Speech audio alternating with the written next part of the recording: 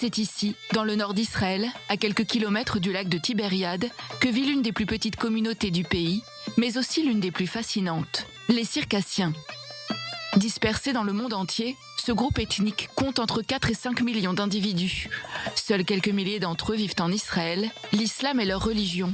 Mais d'anciennes traditions de Circassia, une région située au nord du Caucase sur la côte de la mer Noire, se retrouvent aujourd'hui encore dans leur culte.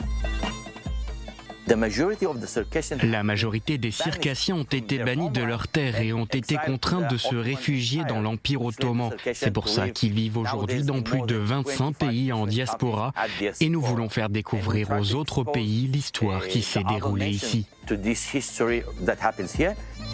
Ce centre culturel est l'une des principales attractions de Kfar Kama, un endroit unique qui met à l'honneur l'héritage de cette communauté. Costumes, instruments, outils traditionnels, dont certains sont toujours utilisés. Des vestiges qui nous permettent d'en savoir plus sur les us et coutumes des Circassiens.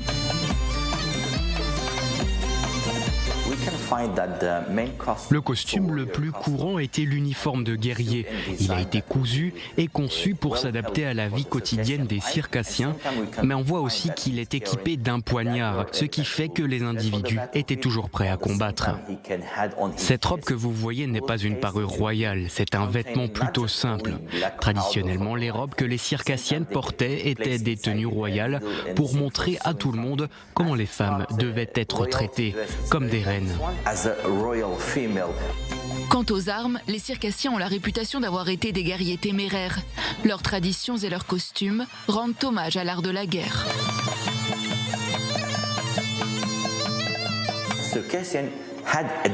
Les Circassiens portaient un poignard et une épée.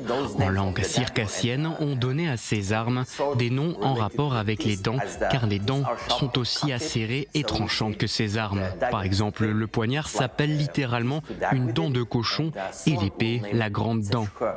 Quand les guerriers se rendaient sur le champ de bataille, ils avaient leur épée, mais le poignard, ils le conservaient tout le temps sur eux et personne n'avait le droit de le toucher. Et on a même la preuve que les Circassiens étaient enterrés avec leur poignard afin d'être prêts pour le combat dans l'au-delà. Au centre du village, la mosquée, imposante, se dresse avec son minaret. Son architecture est d'inspiration mamelouk, une milice qui a occupé la région au Moyen-Âge. L'un des Mamelouks les plus célèbres s'appelait Barakouk. C'était le nom d'une dynastie circassienne. Il a décidé d'utiliser des pierres blanches et des pierres noires ensemble dans un style architectural appelé ablak. Et c'est cette particularité qui nous permet de savoir où les Circassiens ont vécu. Et quand on regarde la tour de la mosquée, on remarque que sa forme carrée est devenue cylindrique. Le carré symbolise le Caucase et le cylindre représente l'Empire ottoman. Ce qui nous rappelle que nous sommes des immigrés et que nous avons quitté le Caucase pour aller vivre au Moyen-Orient. Chaque année, des milliers de personnes viennent assister au festival circassien de Kfar Kama. Des groupes d'artistes de Jordanie et de Turquie se joignent aux danses folkloriques traditionnelles. Des rituels aux vêtements jusqu'à l'alimentation, les Circassiens s'efforcent de faire vivre leur héritage.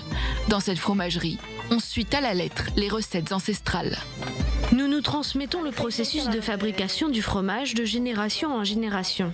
C'est ma grand-mère qui m'a appris et je transmettrai la recette à ma fille. Nous sommes une petite boutique de produits laitiers et nous avons une autorisation du ministère de la Santé israélien.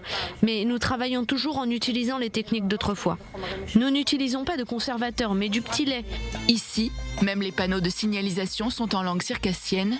Kfar Kama est l'un des rares villages circassiens préservés, produit d'une rencontre d'influences russes, turques et moyen-orientales.